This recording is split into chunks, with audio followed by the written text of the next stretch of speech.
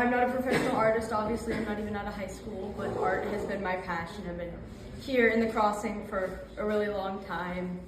And this was originally for the Young at Art exhibit, but I have been really blessed to get to be with the big artists in this gallery show instead. I submitted, I guess, 2 sketchbooks. This one is old. Reading my thing here, it'll say that this was my sketchbook in between 3rd and 4th grade, or 4th and 5th, I'm not sure. And there's a lot of really embarrassing stuff in here, which is great. I think that's really important that I left all of it in and I didn't censor anything. And I have noticed that with my art journey and my growth and skills, I've lost the creativity that I had when I was younger, because I feel like once you learn a lot of things, you tend to put yourself into a box, and even though I may do things better, I feel like I don't have as much spark. So I hoard my sketchbooks and I like to revisit them. And so this is where the second one comes in. I have tabbed, I guess, some of those pages, and I decided to redraw them here in my style. There's some notes in here. There's more finished pieces, less finished pieces. But yeah, I really just wanted to connect with the person I was a while ago and just revisit her art, because I think it was really interesting and really good. Is there a piece you can talk to us a little bit more about and show us? Let's see. There's a couple.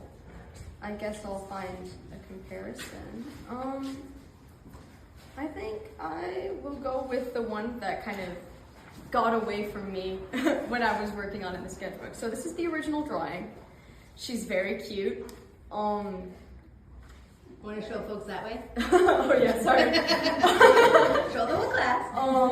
She's a little clown. I really like clowns. Luckily, I have a distinct memory of where I drew this. I was on the top bunk of my bed, drawing in the dark, because I was supposed to be sleeping. I did that really frequently, and I guess I can't really say what inspired her, other than me liking clowns and thinking they were cool. And I guess I'll show you guys the drawing I did recently. Where is it? Very creepy. A little bit. I think she's quite friendly, actually. I beg to differ. Oh, wow. I got carried away on this one. This, I think, is the most rendered of all of them, because I really like clowns to this day. My grandma actually has a clown room full of clowns, so I don't know why I didn't say there wasn't anything behind that other drawing. It was the clown room. So there she is. I think she looks really nice. I think the rendering turned out really nice. But yeah. Any questions for Juno? Any questions? What medium do you use in your sketchbooks? So in this sketchbook, I tried to stick to a couple, because if anyone has seen my actual sketchbooks, they get thick, they smell bad, there's a lot of crap in there, and it takes a lot more time, so I thought I'd stick to the clean, just the art. So for here, I have used alcohol marker, which I'm trying to get into, colored pencils, and just a little bit of acrylic paint where I messed up and had to cover some stuff up. But yeah. Is that all? Thanks, Juno.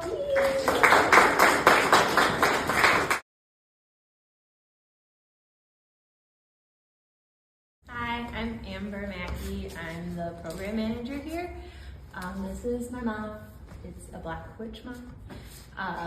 I took a continuing education class with MCAD a few years ago. It was all about insects and plants. And this was one of our projects, was to create a drawing out of charcoal that had to be this size. And yes, I drew this out watching TV with my cat, and she crawled all over it while I drew it out. And yeah. That's the story of my mom. Did you have little black paws on other parts of your Road? Yeah, she was covered in charcoal. She has a white belly. Her white belly was covered in charcoal. Did you work from a photo? In the painting. There's a lot of Yeah. things going on there. Did you work from a photo? Yeah, it was just one of those like public free images.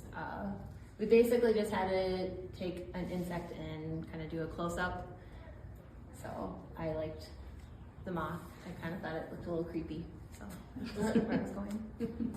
Are your areas of white places where you take away charcoal, or have you drawn?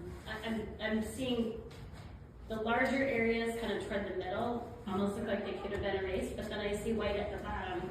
It's both Okay. eraser, and then I have a white charcoal pencil as well, more of like the fine detail. Did you do charcoal prior to this? Ever? Not a lot of charcoal, no. Because it's terrible, or?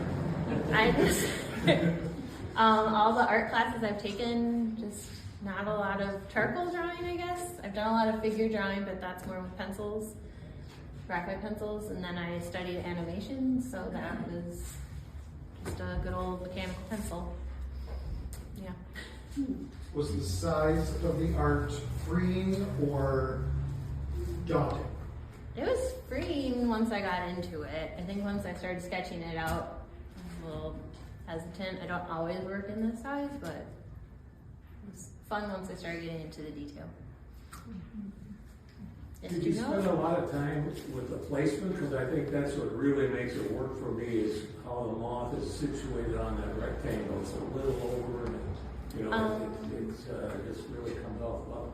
A little bit. I always do little spot illustrations before I start anything large, so I had already sketched it out really tiny to figure out the placement that I wanted for it, and then I just kind of went with it. Did you have a question, Juno? It was kind of yeah. So I'm still gonna ask it. What kind of paper did you use? Was it assigned, or did it just have to be like a certain size? It was assigned, and it had to be a certain size, and we don't have it up here, so I had to order it from Blick. So I got like one, they don't roll it, so I got a giant box. One piece of paper with one piece of paper. I love that. That's really interesting. How much did it cost? I don't remember because it was 2022, so I think it was $20. Crazy. Plus shipping or I think I ordered other things so I could get free shipping.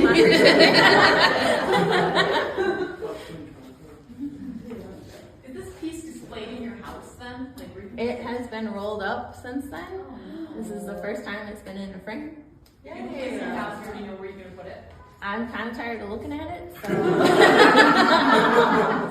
maybe in the basement. Somebody should buy it. And then, You want to talk about the show? okay. Then I also installed the show, all of everyone's wonderful artwork.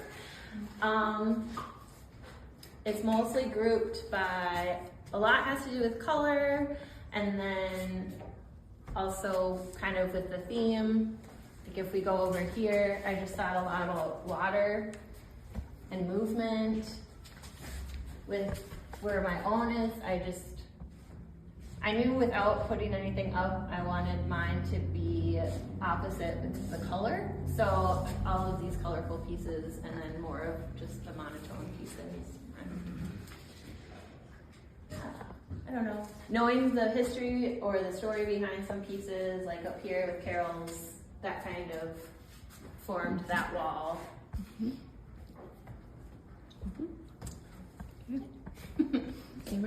She does the fabulous work of doing our gift shop and gallery installations here. So she's the one who makes this place sparkle.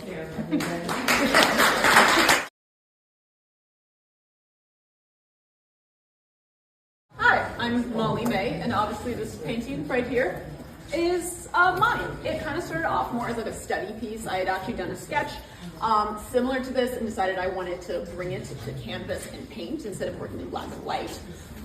It was kind of like more of a play piece, so like kind of more exploration. I worked in colors that I loved working with a lot of, cooler blues and then bringing in oranges and then repeating that skin tone, but making like a lot of differentiation between the two. Background was very free flow, as I know that same flowers I like to draw. That's very, very easy. The main inspiration of it too was the big point of having braces on the fingers and stuff like that, of being like both braced and then also held by the surroundings and the flowers. And yeah, it was a very, very like free flow piece that was fun to do, actually, more study like. Yeah. You have any questions? Any questions from the audience? Is that your typical process? Just start with a sketch and work from that? Yes, it is very typical. This one was like less planned out. I could have things that like sketch to final product is almost like a 90% match. This one was a lot more free flow of figuring out, okay, how dark do I want to go here? What colors do I want to do here? Do I want to do the centers this color? And leaving things way more free form in a way that I don't usually in other paintings. Yeah. Cool. Thank you for looking at it. Yeah. Thanks, Valerie.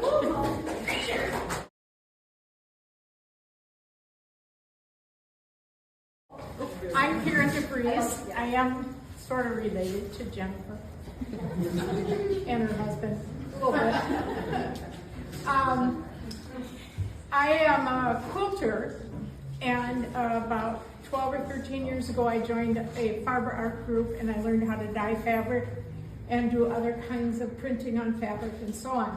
So my whole focus kind of changed from traditional quilting to more of an art quilting. And this piece I just finished. The background, the dark background, I dyed myself. I also use a lot of batiks because I have a lot of them, but they go very well with dyed fabric. And this one is called Fissures, and there's cracks in this circle, and you can interpret this any way you want. I know what I meant by it, but I'm not going to get into that.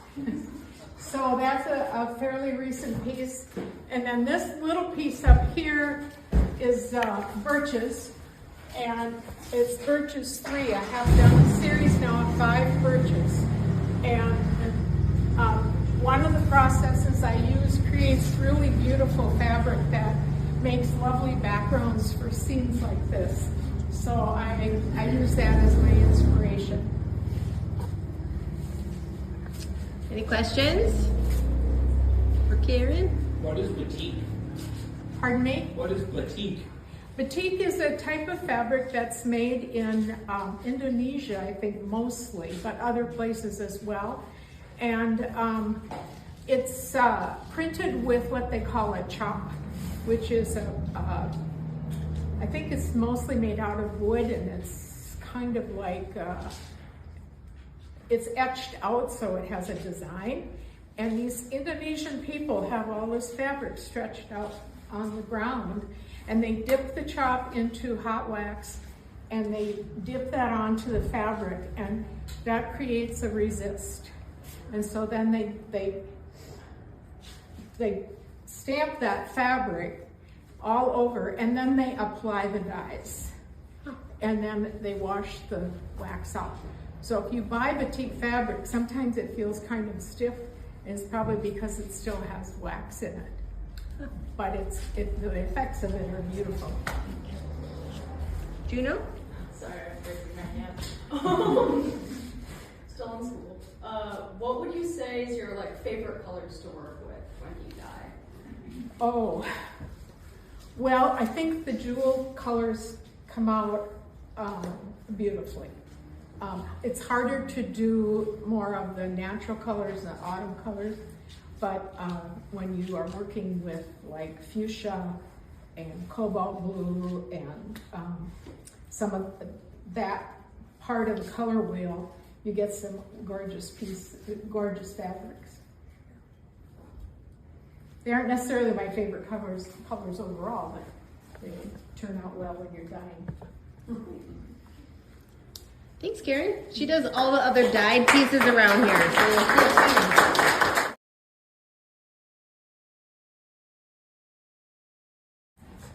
I'm Kathleen Kruger.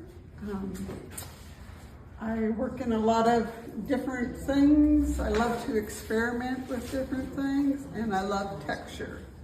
And this was just an image that I saw. It was a photo in a magazine or online or something, and the waves and the clouds were just encompassing the red lighthouse. And I just wanted to bring that into a more three-dimensional,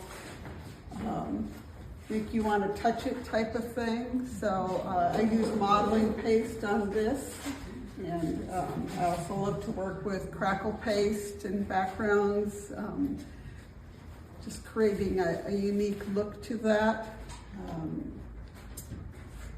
I was pretty happy with how it turned out. It took me a little while. I tend more towards abstract, so this was more realism than I usually do, but I really enjoyed doing that. So, yeah. it's lovely. We've been enjoying it here. How do you apply your modeling paste? How do you, is it like take a loofah and how do you get that texture? Fingers. Oh, okay. I love to work with just my hands with that. My paint, a lot of times I use my fingers as well. I have more control than having to use a tool. So, yeah, I'm not afraid of getting my hands messed up. When you use modeling paste or the crackle, do you mix the acrylic paint with it, or do you apply the acrylic paint over it? Generally, I apply the paint afterwards. Okay. I have tried it some with mixing the paint, and I find I have more trouble with controlling color when you do that. So I generally just put the paste on and let it dry, and then work with the paint afterwards. Yeah. Do you often work in this color palette, or was it just more specific to the mood? I really like the blues, the grayish blues. I like to work in that, but that just goes with whatever direction I happen to be going. I've done a lot in autumn colors, which I'm not sure why, because it's really, like if you go to my house, you're not going to see those colors there. But sometimes that's just where I go. But this winter, I haven't done any painting because I've been stitching. Yeah. Do you want to talk? Can we move over there?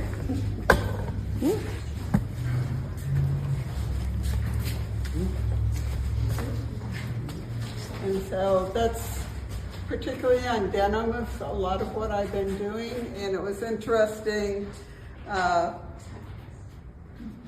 what came out of Minneapolis over there. This kind of came out of Minneapolis for me in, it's called Ignoring Boundaries, which to me speaks to both the physical boundaries and borders, but also just in culture in general, and in particularly art, that we can get stuck in a box and say, well, this is a, and previous to this one, I had a whole quilt made of squares of denims, and I was doing my stitching on each block. And all of a sudden I was like, I don't have to stay inside the block. I could go across the blocks. And that's where that kind of came from. So I really like it. Very nice. Any other questions? All right. Thank you for sharing with us. We appreciate it.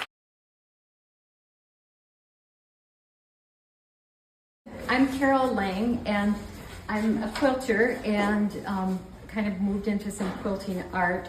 This is a picture that I took several years ago of my grandparents' farm. And the farm pretty much deteriorated, so I had to do some restoration quilting. Like the silo had fallen apart and it was no longer white, it was more just all peeled paint.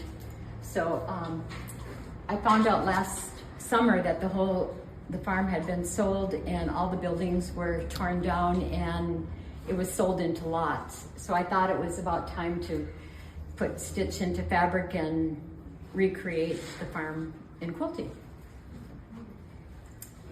Any questions? Your husband told me that you found all the fabric, that's not painted at all. No, it's all found. The only thing I used was a shading on the side of the barn where the sun shaded, but the rest of it that was the fun part. The fun part was going through my stash and finding fabrics that matched and worked well with it. I think I bought about 4 different shades of this piece to get the right, these are just corn stalk stubbles in front of the barn. So. And is the sky a dyed stretch? It is. It's not a dyed. I purchased it that way, but I'm hoping to learn more of this from Karen. Yeah, I know someone. Yeah. I'll give you your number. Yeah. Anyway, thank you. Yeah, Carol, it's exquisite. Thank you for sharing and telling us your story. Any questions for Carol beyond that? So the trees are sewed on there too, like the little tiny stick trees too? The background was in mass.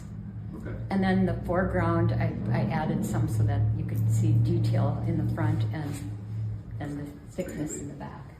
This one was stitched like with 1 million pounds of thread, I think. Just that one.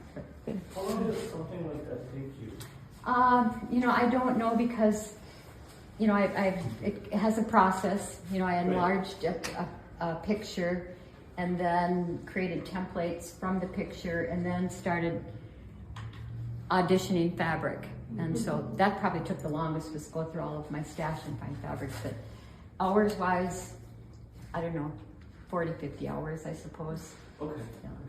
And then when you're finally done putting it all together, then you have to quilt it, and that makes my hands sweat because I'm not that good at that. But anyway, it's a process. Do you attach the pieces with some kind of a fusible? Yes. Yes. Okay. Yeah, they're fused on, and then in layers, and then quilted. So, and the fusible, the fun part of modern fusing is that it's sticky, and when you put it down, you can remove it. So the whole scene here was created, and you put it on a Teflon mat and iron it, and so you can pick up that piece, and then I tried out different skies. So you can move it. So that part was fusible. Is that in a can? No, it's in a sheet. It's in a sheet. And it's ironed. When you iron, the heat fuses it to the back. But yet this particular kind, it'll fuse it to the back, but then the outer side of it is not fused till the very end. Okay. So you take a paper off and fuse it down. So it's a process. It is a process, so we're never going to let our quilters and our fiber artists say they're not artists. Okay, don't let them say that. Thank you. Thank you, Carol.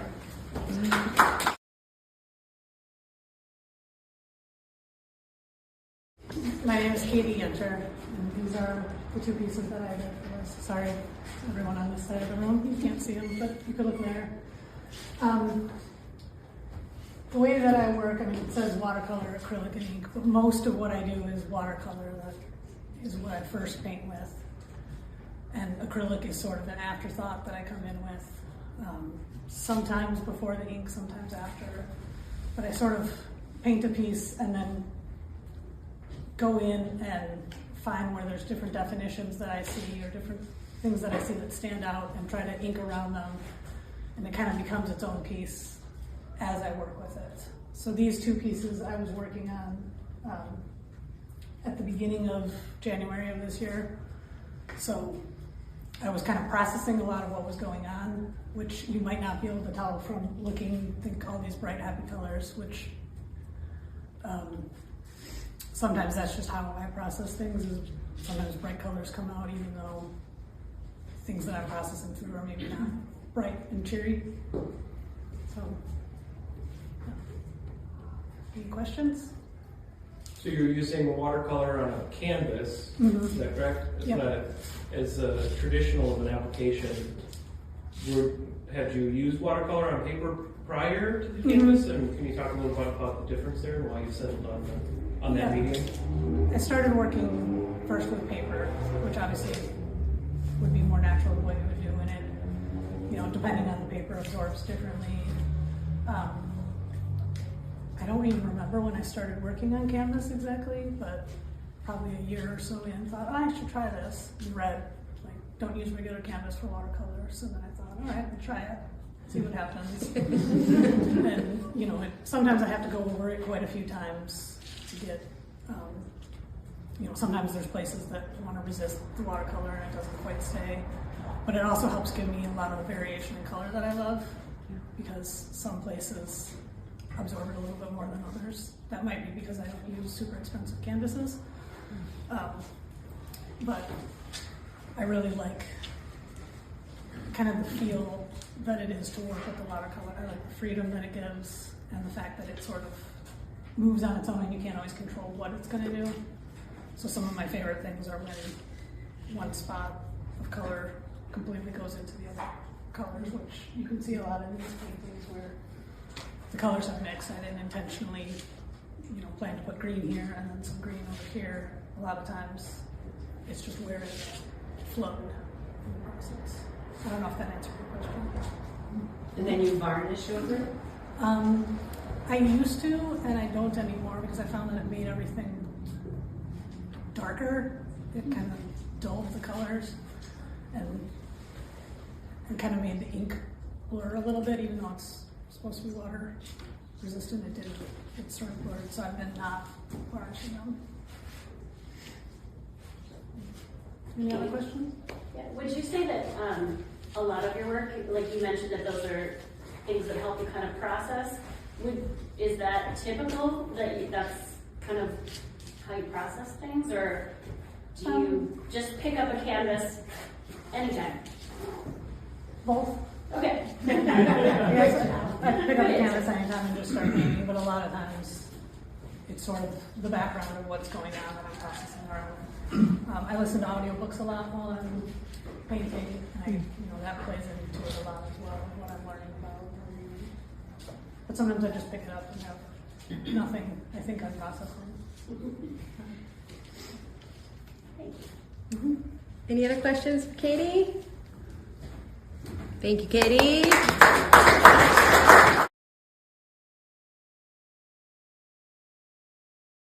Okay, go. My name's Eric Twait. You can scoot in if you want to see my work. This is an acrylic painting I did. I passed this spot for many years. I used to stop there to let my dog out. It was kind of on the way to the cabin. And I always wanted to paint it because I liked this view, but it had the worst name. It was called Pug Hole Lake. And last fall I got kind of close, so I decided to zip over there. And what I usually do is I'll bring a sketchbook and I paint in. I'll draw it out in like an ink pen, and then I paint in watercolor on location, so that's called plein air. And then I'll take some photos, and then when I'm done later, I'll go back to it. Usually I let it sit for a month or so, and then I'll pick out a canvas and paint it in acrylics. And that's kind of my process. And then I framed this one, so I built the frame and started doing that, I think last year, or maybe a little year and a half ago, maybe. And so that's it. Cool. Any questions? I'm not raising my hand. Juno? Juno, go ahead. So how do you go about picking your colors for a landscape? Do you stress more on what it looked like or where the place felt like to you, do you think? I think I go more by feeling than what it actually looked like. And I think one thing I noticed like over the years doing this, like no matter what you use for a camera, the colors are not the same when you get home as what you see when you're there. So I try to pick or mix the colors with the watercolors when I'm there, so I can at least get a little bit that's the correct color or what I perceive to be the color I want. So that's why I use watercolor and not like, I don't know, other things, colored pencil, because I can get the color I want with the set. Any other questions, Nick? Juno's still got a question. Oh, okay. All right, I'm sorry. It's more or less the same question. So. Anyone else? Is that mainly what you do as landscape? No, I do abstracts too. I had a show a couple months ago here. Yeah. So I can show you some they're photos. different. Very so. different. But they are both acrylics on canvas. Do those two styles ever cross over? You ever get the letters into the... No, I don't, but I thought about it and I was very interested when you said that you put words in yours, because I've never done that, but I thought about it a lot. Cool. Any other questions? Thank you, Eric. Thank you all.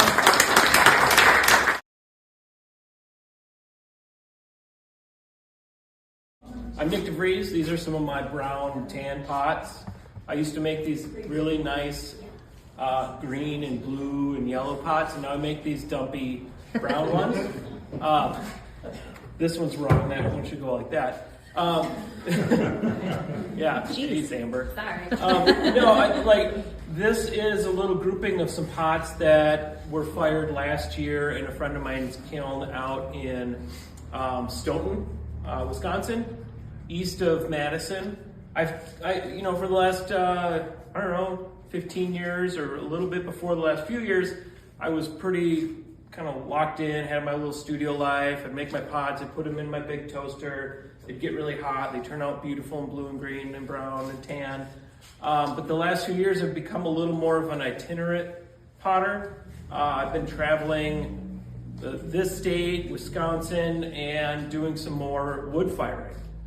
So these pots were fired in Ryan Myers' wood kiln that he built last year. I was out there last August, did a firing. This firing took about, it took us about 22 hours to fire. And at the top of that firing, we added a little soda, basically baking soda. And when the kiln's really hot, it breaks up and you get this kind of nice glossy grays, and it kisses the little rims and edges a little bit, kind of pops some color sometimes.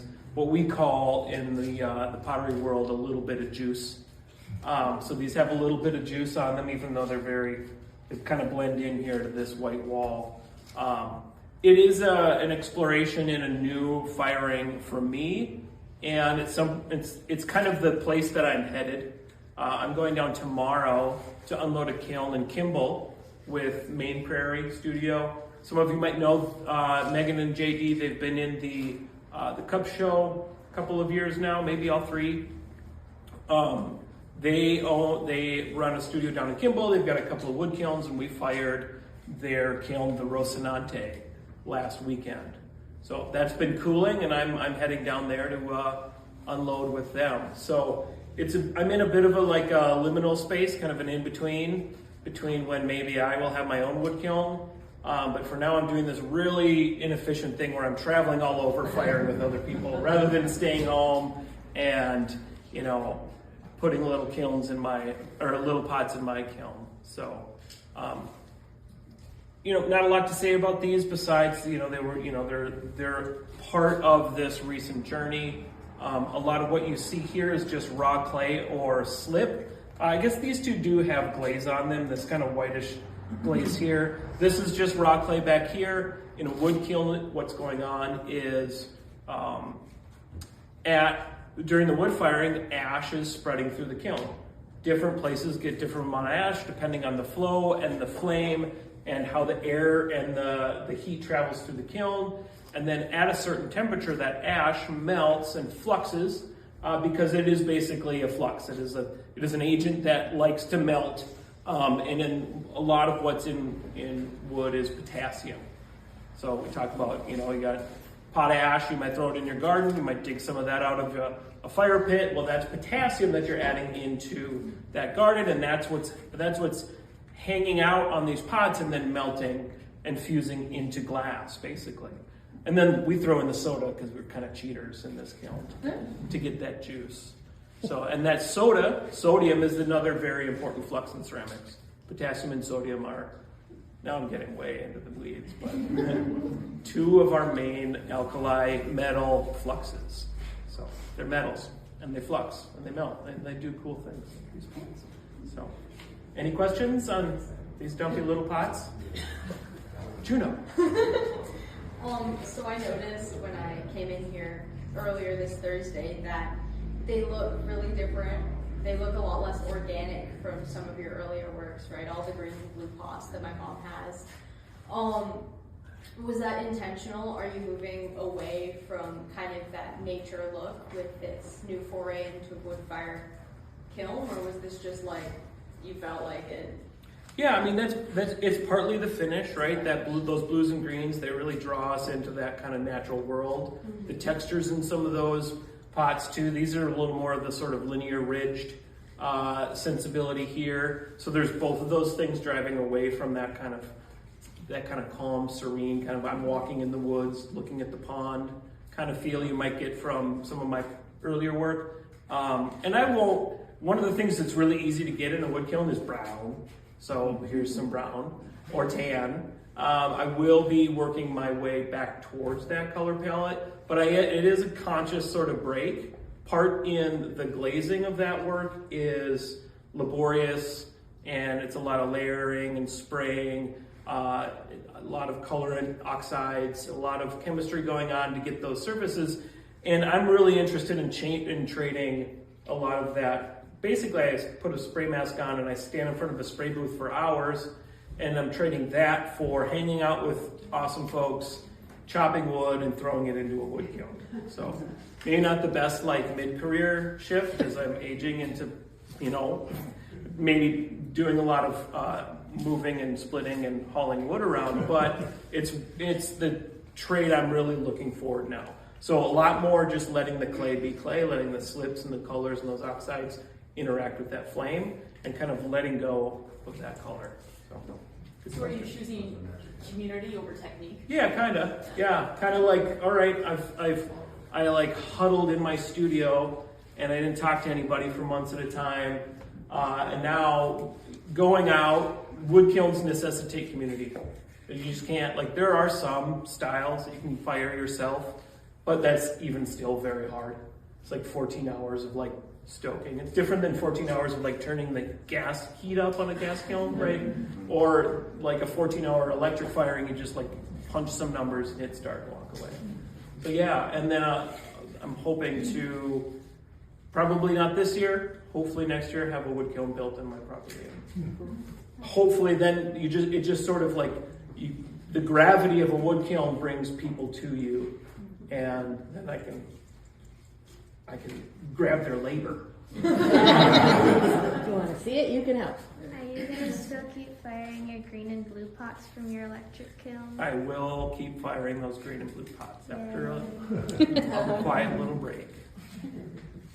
Is the wood kiln, I'm sorry. No, go ahead. Is the wood kiln sort of more controllable raku kind of, you don't quite know what's going to happen, but you have an idea, or it's more controllable? It's less controllable. It's a little more, it's closer to, not raku in the temperatures and the time, but in terms of, there's a little bit of that ooh, what's it gonna look like? Yeah. You kind of never know. There's so many more variables. My electric kiln and my electric pots are all technical.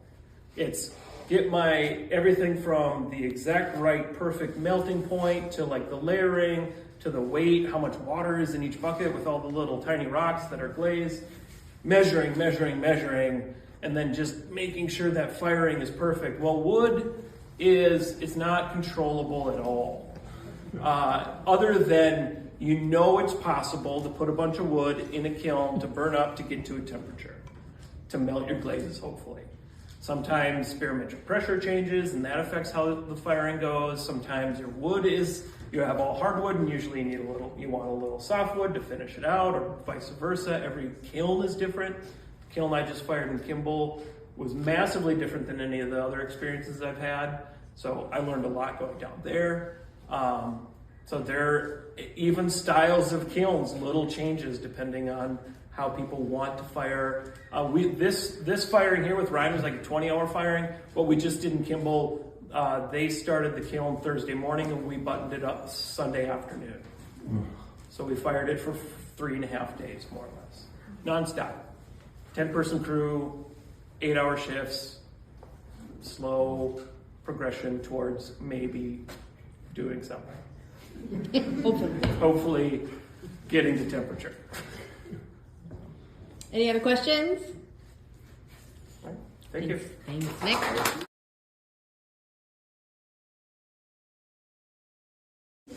I'm Stephanie Maroka, and this is my watercolor. I work in watercolor, oil, acrylic, whatever the subject seems to be working best in. And I do all kinds of things like you were mentioning, like abstract, landscapes, whatever speaks to me. And we were also, you were talking about sketchbooks. This was actually a suggestion from one of my customers about 15 years ago. And I thought, what a good idea. And so I drew it out and then I forgot all about it. And just a couple months ago, or I guess I did that last year, I found that sketch and I thought, wow, that's a good idea. So I should do this painting. So that's what I did. That's where this one came from. And I love winter. If you look at this painting, you'll see that the snow reflects a lot of different colors that I'm very subtly putting on the snow and the shadows and kind of the free-flowing sky with the sun. And I think it just brings a warm feeling that you can get in some winter scenes, like a feeling of warmth, even though it's winter. And it's called Winter Songbirds. There's different songbirds in there. And that was the main idea that had been given to me. So, what else? Any questions? So it sounds like you work in a lot of styles. Do you find yourself ping-ponging or like spending time in watercolor and landscape and then moving into another space? I ping-pong. That's my brain. And I also, someone mentioned listening to the audiobooks. Once you get it drawn out, it gets so boring for me. It's like, I got it, now painting. And I listen to podcasts and audiobooks. And then, but if there's any time I need to stop and like fix something or like think about, oh, that's wrong, I can't listen. So a different part of my brain kicks in. And I think that's probably a lot of nodding, like people get that. So that's sort of interesting. But yeah, I've done a lot of different things, whatever comes from my brain series. I have a lot of things going on at the same time. So you're new to the area. Can we expect to see more of your beautiful work? Oh, thank you. I have lived in Aiken for 31 years. No, 34, because my daughter's 35. So time keeps passing. And I have a website. I would love to have a show here. I have applied for a show for next year here. So yeah, if you check my website, I have events on there. I try to keep up with that. Thank you. So thanks for asking that. Thank you, Stephanie. Thank you.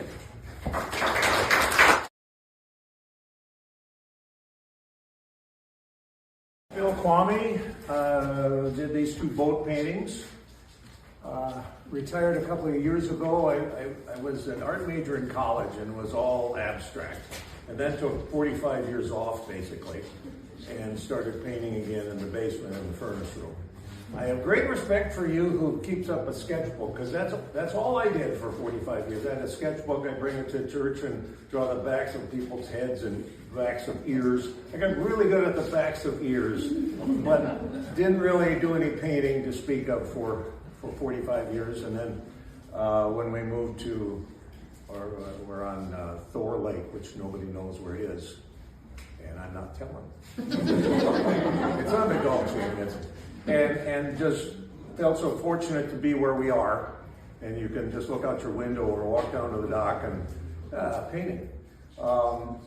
But it took me a while to convert from abstract to, I call it observational, because it's based on observation, but it's not, I don't try to be fully realistic. And it's kind of odd when you're painting, as artists, you know, that in between, when you start, you're all, oh, this is great, it's going to be the best one yet. And then you've got that long space in the middle where, I don't think this is going to work worth beans, you know, and you just keep going on. And then finally you figure out how to resolve it at the end. John Cleese, I saw a YouTube video the other day, you know, the Monty Python guy. He said, I know all kinds of people who are better artists than I am, better writers, better performers. But he said, I have the ability to hang in there when that long period of uncomfortableness in the middle, and finally not try to take like the first out, but stretch it to the end when you get a resolution that you feel good about. And that's the worst part, is holding on until you get to the end. And I basically work in blocks of color, and it doesn't come together until at the end, the other side of your brain says, oh yeah, that is starting to work out. And a lot of my work has writing on it. You can't really see, but there's writing in here. And I just kind of lapse into storytelling on the canvas. Sometimes it's just for shading. Other times it's got a meaning or a story. So that's about it. Any questions? Well, what was it? I on my website, how long have I been painting, Val? Year and a half now? I went over 100 canvases, so. Wow. Wow. Some of them are really small. But, you have a question? Oh, I was wondering if that writing has meaning. I did notice the writing, if it has a meaning for you. It does usually have meaning, and this one is just talking about the loving foggy boats. These were both done on the same day, a foggy day when they were getting ready for the Bar Harbor Boat Show. And a lot of times people ask me what it says, and I can't remember, because it's something at the time. It's part of the processing thing, you know. It's whatever's going on in my life at the time. Now, my heron pictures, which will be coming out next month, are stories to the grandkids about how the minnows in the water, they don't know anything about the heron. All they know is the silent beak of death that comes down and stabs them. They can't even see the herons. Their focal length is not large enough so they could see the wingtip to wingtip. And flight, can they imagine flight? No idea. And here they are in this physical world, sharing the same lake, completely oblivious to much of the world around us. And then the parallel is, you know, what are we oblivious to? What are we afraid of? Okay, that's enough. Any questions besides, that was a question, wasn't it? All right, Phil will be our featured artist up here next month, so here you go.